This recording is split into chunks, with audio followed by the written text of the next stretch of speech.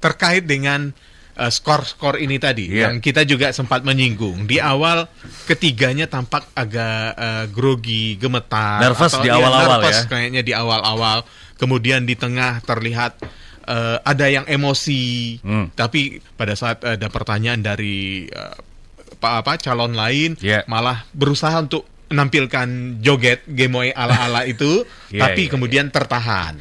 Sebenarnya dari sisi psikologis apa sih yang menjadi yang bisa kita sorot dari penampilan penampilan para capres yang berdebat tadi malam? Kita coba soroti penampilan para capres dalam debat semalam dari aspek psikologis sekarang. Betul. Nah, kita sudah tersambung bersama dengan pendengar setia Trijaya yang juga seorang psikolog, yaitu Reza Indragiri Amril. Bang Reza, selamat pagi. Assalamualaikum. Waalaikumsalam warahmatullahi wabarakatuh.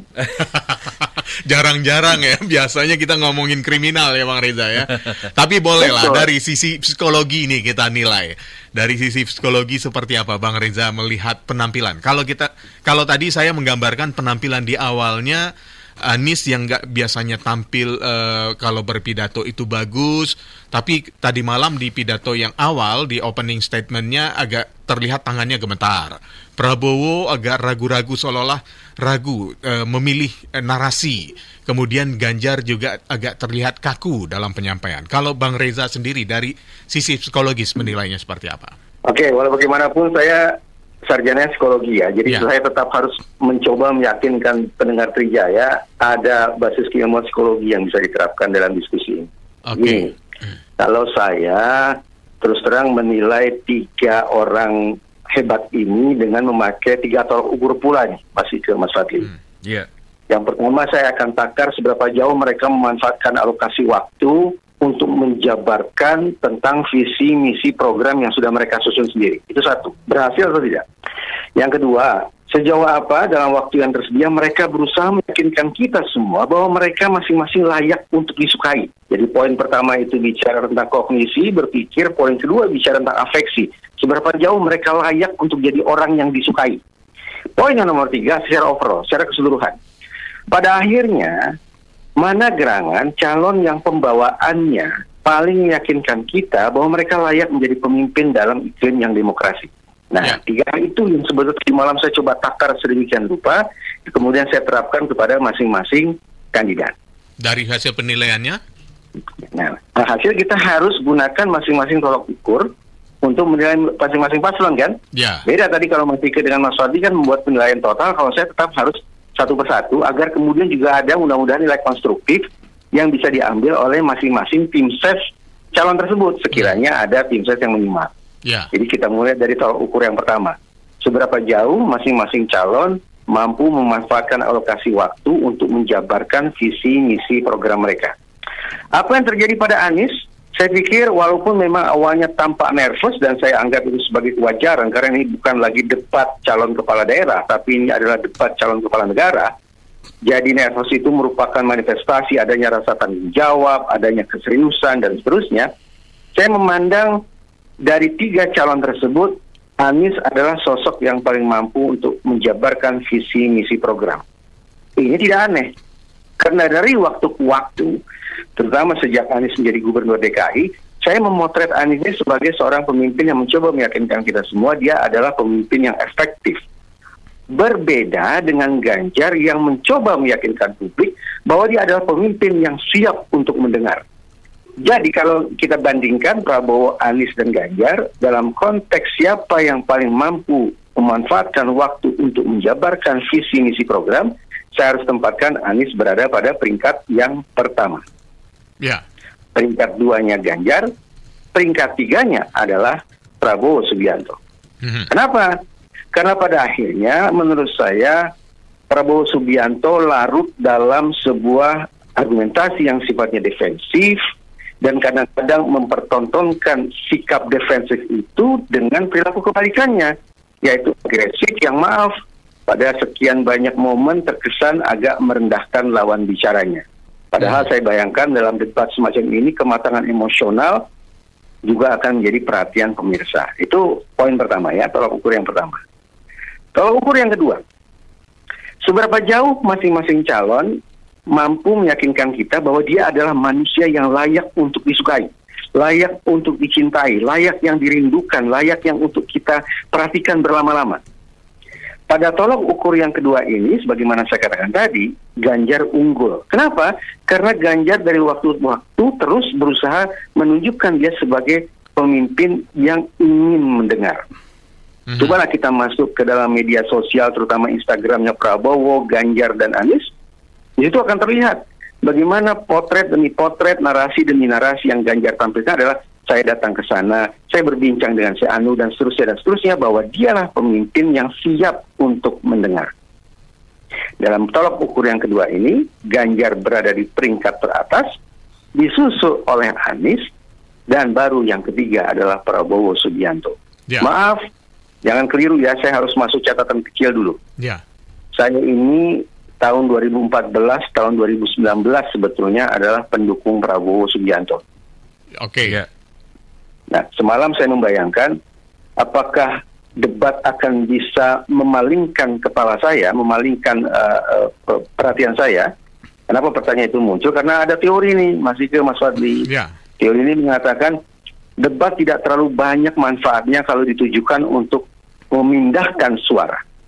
Debat sebatas untuk memperkokoh posisi seseorang pada calon pilihannya. Tapi harus saya katakan teori itu tampaknya tidak berlaku pada saya semalam.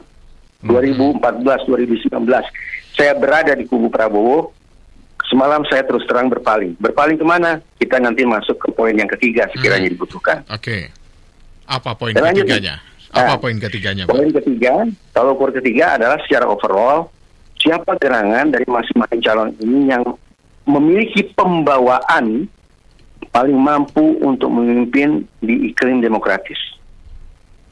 Dalam persepsi saya, Indonesia hari ini adalah Indonesia yang tidak sedang baik-baik saja. Dibutuhkan adanya kejelasan arah kita mau dibawa kemana. Tahun 2014, lewat nawacita, Presiden Jokowi sudah mengatakan sejak butir pertama bahwa negara harus hadir. Namun sekali lagi, ada sekian banyak episode kehidupan kita yang justru mempertontonkan seolah negara tidak hadir. Kalaupun negara hadir, tapi negara hadir dengan kekikukannya, dengan kesalah tingkahannya. Nah, dengan ilustrasi metaforik semacam itu, saya membayangkan yang paling dibutuhkan adalah memang kita butuh pemimpin yang mau mendengar. Tetapi dalam situasi sengkarut yang paling diprioritaskan, menurut saya adalah pemimpin yang efektif. Karena itu, pada tolak ukur yang ketiga, saya kembali menempatkan Anies pada peringkat pertama, Ganjar peringkat kedua, Prabowo barangkali tidak masuk peringkat. Kenapa? Karena dari performa beliau semalam, saya menilai beliau ini justru sebagai pemimpin yang ingin didengar dan pemimpin yang tampaknya tidak begitu efektif. Simpulan, pemeringkatan akhir, Anies berada di peringkat 1, dibayang-bayangi secara ketat oleh Ganjar, sementara Prabowo menurut saya agak tertinggal di belakang. Apakah karena efek bergoyang ini, Bang Reza, yang selalu ingin ditampilkan pada saat bisa mematahkan lawan? Dulu saya terperangah campur kagum juga dengan citra yang coba dimunculkan oleh Prabowo Subianto lewat joget gemoynya. Saya bayangkan ini konsultannya berhasil menemukan cara yang jitu untuk menampakkan paras baru seorang Prabowo Subianto. Bahwa misalnya betapapun beliau usianya sudah masuk usia lansia, tapi dari pembawaan tetap muda. Teringat oleh saya bahwa Presiden Donald Trump tahun 2019 juga pernah joget-joget. Tahun 96 Presiden Rusia yaitu Presiden Boris Yeltsin juga jogging di atas panggung. Kenapa mereka joget-joget? Karena ternyata Presiden Donald Trump belum lama terkena COVID-19. Sementara Presiden Yeltsin diketahui punya riwayat penyakit jantung kronis. Jadi joget-joget di atas panggung merupakan cara bagi mereka untuk meyakinkan masyarakat, tidak usah banyak kata, tidak usah banyak cerita, tunjukkan saja bahwa secara fisik mereka mampu untuk berdansa ria. Dan menurut saya gitu. Boleh jadi cara serupa ditiru oleh Prabowo, mengingat sekali lagi dari segi usia Prabowo memang harus saya katakan lebih senior lah ya daripada Ganjar, daripada Anies.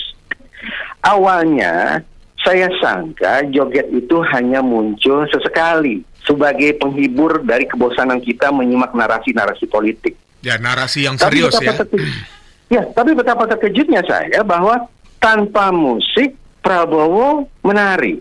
Dalam forum diskusi Prabowo menari. Bahkan sangat sering tarian itu dilakukan ketika Prabowo terkesan kuat tidak mampu menuntaskan proses berpikirnya dan tidak mampu mengartikulasikan pemikirannya secara baik, secara memadai kepada lawan bicaranya. Karena terus-menerus ditampilkan seolah tidak bisa lagi secara jernih membedakan waktu, membedakan tempat di mana harus menari dan di mana harus sesungguhnya serius. Jadi jawabannya banyak patah terus joget gitu ya? Betul. Nah, kemudian saya coba tafsirkan. Tampaknya boleh jadi konsultan atau orang-orang di sekitar Prabowo justru menjadikan joget bukan sebagai cara untuk memperindah suasana, bukan. Tapi joget ini seolah menjadi sebuah kompensasi atas keterbatasan, saya mengistilahkannya sebagai dalam bahasa psikologi, executive functioning-nya Prabowo Subianto. Executive functioning itu menyangkut seberapa jauh seseorang mampu mengelola, lalu memproduksi informasi, dan mengambil keputusan-keputusan yang sifatnya strategis. Kalau kemudian joget-jogetnya Prabowo Subianto kita coba soroti dari sudut pandang executive functioning ini, maka tadi saya katakan, tampaknya alih-alih untuk mempercantik situasi, joget-joget gemoy Prabowo Subianto justru dilakukan sebagai cara untuk menutup-nutupi atau menyamarkan executive functioning-nya yang memang sudah berbeda jauh dibandingkan tahun 2019, apalagi tahun 2014. Begitu, Mas. Apakah ini akhirnya lama-lama jadi kebiasaan, Mas Reza? Tadi kan memang harapan kita hanya sesekali ya, tapi ternyata jadi sering dan itu seolah-olah menjadi finishing setelah menjawab. Jawabannya selesai kemudian langsung joget. Kemudian lama-lama jadi refleks, kebiasaan. Atau gimana, Mas Reza? Ada ungkapan indah begini, apa yang kita pikirkan terus-menerus akan menjadi perkataan. Ketika diulang-ulang, perkataan menjadi perilaku. Diulang terus-menerus, perilaku menjadi kebiasaan. Kebiasaan dilanjutkan terus-menerus menjadi kepribadian. Masuk akal kalau kemudian joget-jogetnya Prabowo yang awalnya sebagai sebuah strategi untuk menyamarkan menurunnya executive functioning yang bersangkutan, sekarang justru menjadi sebuah kebiasaan, tanda petik sebuah perilaku refleks ketika proses berpikirnya tidak lagi mampu, tidak lagi cukup punya stamina untuk bergerak lebih jauh, untuk menganalisis masalah secara lebih tajam, untuk mengajukan rekomendasi pemikiran secara lebih jitu. Itu tampak misalnya gejalanya, misalnya semalam itu diskusi debat tepatnya adalah fokus pada demokrasi, HAM, penegakan hukum, dan isu-isu berat lainnya. Tapi sekonyong-konyong, pertanyaan yang diajukan oleh Prabowo kepada Anies adalah terkait dengan solusi, tentang polusi, angin, air, yang sungguh-sungguh keluar dari konteks debat tadi malam. Itu gejala pertama.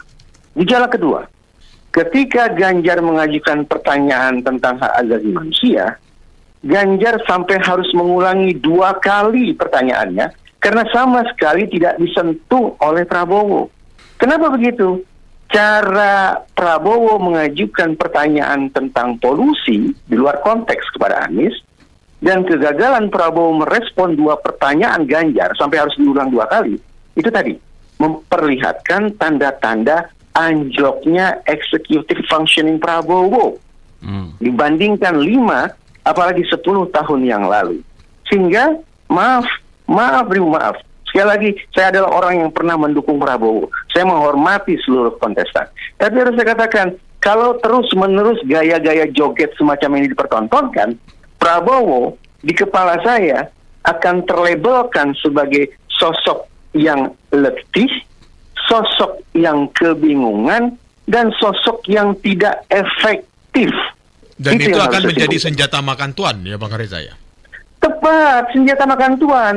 Yang awalnya arahan konsultan mungkin bahwa dengan joget gemoy ini akan menarik perhatian publik, tapi sekarang saya paling tidak mulai garuk-garuk kepala. Kenapa begini terus, sementara dari sisi perkataan, dari sisi pikiran, tidak tuntas dan terus-menerus mengambang. Bahkan tadi malam sampai keluar dari konteks yang seharusnya. senjata makan tuan, saya pikir merupakan kiasan yang tepat yang mudah-mudahan menjadi pembelajaran bagi konsultan atau teman-teman dekat Pak Prabowo untuk menampilkan jagoan mereka secara lebih baik lagi. Oke. Baik. Ini juga bukan merupakan cywar kepada dua rivalnya yang berdiri satu panggung pada saat itu. Mas, kita tidak bicara tentang pemilihan ketua OSIS, ketua RT. Ganjar kelasnya sudah mendarah daging di dunia politik. Dia sudah dilantik sebagai petugas partai dari sebuah partai besar yang kita hormati. Anies juga, walaupun dia tidak pernah menjadi anggota atau bagian dari parpol, tapi rekam jejaknya menunjukkan bahwa sejak kuliah ini orang memang sudah punya jiwa, sudah punya mindset politik lewat organisasi-organisasi yang dia masuki. Nah, kalau kemudian joget-joget dianggap sebagai strategi jitu untuk menaklukkan Anies, untuk mengalahkan Ganjar, ya jauh panggang dari apil, Mas. Untung nih, mudah-mudahan tafsiran saya tepat ya. Ketika Prabowo semalam sudah mulai joget-joget kembali, ternyata baru 1-2 jurus dia langsung berhenti. Bayangkan kalau dia joget-joget di panggung debat KPU, siaran langsung, disaksikan oleh seluruh Indonesia, bahkan seluruh dunia, dia joget-joget dalam waktu yang lama seperti di panggung-panggung yang lain, tanpa ada musik yang mengalun, saya pikir, maaf, letih, kebingungan, dan tidak efektif adalah potret Prabowo yang harus dikoreksi habis-habisan oleh teman-teman dekat atau konsultannya. Atau tim pemenangannya ya. Baik, kalau gitu. Kita akan lihat apakah ini akan menjadi bahan evaluasi ya bagi Pak Prabowo dalam debat-debat selanjutnya, karena masih ada 2 kesempatan lagi untuk debat. Berarti supaya konstruktif saya kasih saran juga kan ya? Ya, silakan Bang. Dari 3 tolak ukur tadi, maka agenda pembenahan Anies ke depan adalah bagaimana berkomunikasi dengan audiens yang jauh di luar gedung KPU. Bahwa dia adalah pemimpin yang tidak hanya efektif, tapi juga mau mendengar. Lebih banyak mendengar. Itu satu, untuk Anies. Untuk Ganjar sebaliknya. Ganjar sudah menyodorkan dirinya sebagai prototipe pemimpin yang mau mendengar, tapi dia juga harus bisa membuktikan efektivitasnya sebagai pemimpin. Mengingat Jawa Tengah pernah tercatat sebagai provinsi termiskin. Ada sekian banyak problem-problem, misalnya masalah wadas, kendeng, dan segala macam yang membuat kita punya alasan untuk bertanya, ini orang mendengar rakyat, tapi efektivitasnya bagaimana? Itu yang harus dibenahi, yang mudah-mudahan bisa dipertontonkan oleh Ganjar pada debat sesi kedua. Sementara pada Prabowo Subianto, 3 tolak ukur tadi saya kemas ulang menjadi rekomendasi. Pertontonkan Anda sebagai pemimpin yang mau mendengar, yakinkan publik bahwa Anda adalah pemimpin yang mampu menjelaskan visi, misi, dan program yang sudah Anda susun sendiri. Setelah pada akhirnya, yakinkan masyarakat bahwa kita akan merasa aman, merasa nyaman, merasa tentram, terhindar dari ketakutan ketika dipimpin oleh seorang presiden bernama Prabowo Subianto. Oke, baik kalau begitu. Mas Reza, terima kasih banyak analisanya di Trija pagi hari ini.